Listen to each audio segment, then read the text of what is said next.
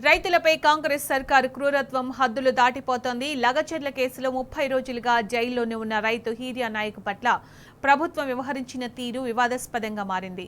గుండెపోటుతో బాధపడుతున్న హీరియా నాయక్ను బేడీలు వేసి హాస్పిటల్కు తీసుకురావడంపై తీవ్ర విమర్శలు చెలరేగాయి.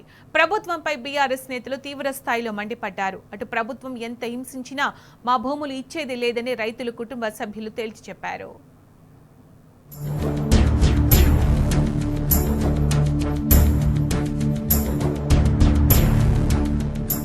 తరతరాలుగా తమకు అన్నం పెడుతున్న భూమితో అనుబంధాన్ని వదులుకోలేక దౌర్జన్యంగా గుంజుకో చూసిన రేవంత్ రెడ్డి సర్కారుకు ఎదురు తిరిగిన పాపానికి ఆ రైతు 30 రోజులుగా జైల్లో మగ్గుతున్నాడు. ఓవైపు మనోవ్యధ, మరోవైపు వెంటాడుతున్న అనారోగ్యం కారణంగా గుండెపోటుకు గురైన ఆ గిరిజనుడికి ఉగ్రవాదికో దోపిడి దొంగకో వేసినట్లు బేడీలు వేసి కాకీల వాహనంలోనే పోలీసులు దవాఖానాకు తరలించారు. వదిలితే పారిపోతాడనుకున్నారో ఏమో, బేడీలు ఉండగానే వైద్య పరీక్షలు, ఇతర టెస్టులు కూడా చేయించారు. అన్నం పెట్టే రైతుకే సంకెళ్లు వేసి దవాఖానాకు తరలించిన అమానవీయ ఘటనపై బీఆర్ఎస్ నాయకులు, గిరిజన రైతు సంఘాల నాయకులు మండిపడుతున్నారు.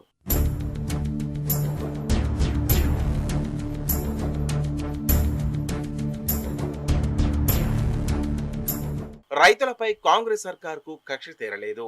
లగచర్ల గిరిజన రైతులను నెల రోజుల పాటు జైలులో పెట్టి హింసించినా ఇంకా కక్ష తీరినట్టు లేదు.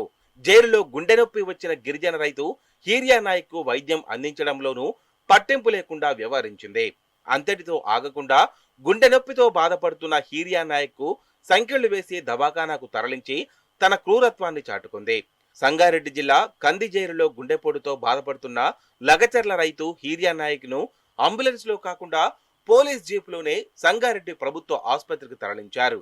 ఎలాంటి ఎస్కార్ట్స్ లేకుండా, వైద్య సిబ్బంది లేకుండా జైలు వాహనంలో అధికారులు హీరియా నాయక్ ను బేడీలతో దవాఖానాకు తీసుకొచ్చారు.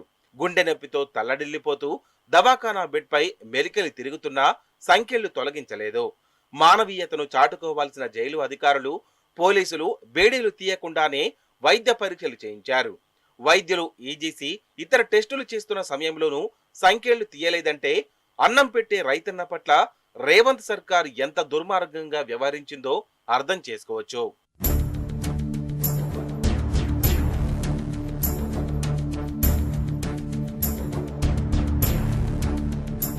కేసులో అండర్ ట్రయల్లో ఉన్న ఖైదీకి సంఖ్యలు వేయడంపై తీవ్ర విమర్శలు చెలరేగుతున్నాయి.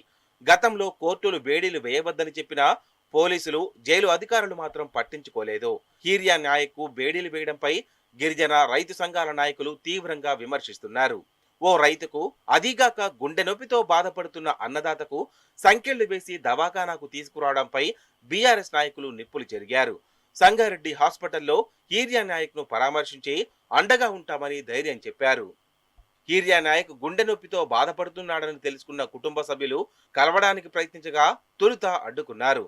చివరికి బీఆర్ఎస్ నాయకులు ఆందోళన చేస్తామని హెచ్చరించడంతో కలవడానికి పర్మిషన్ ఇచ్చారు. వీల్ చైర్లో హీరియా నాయక్ చూసి భార్యతో పాటు ఇతర కుటుంబ సభ్యులు కన్నీరు మున్నీరయ్యారు. మా పరిస్థితికి సీఎం రేవంత్ రెడ్డి కారణమని ఆగ్రహం వ్యక్తం చేశారు.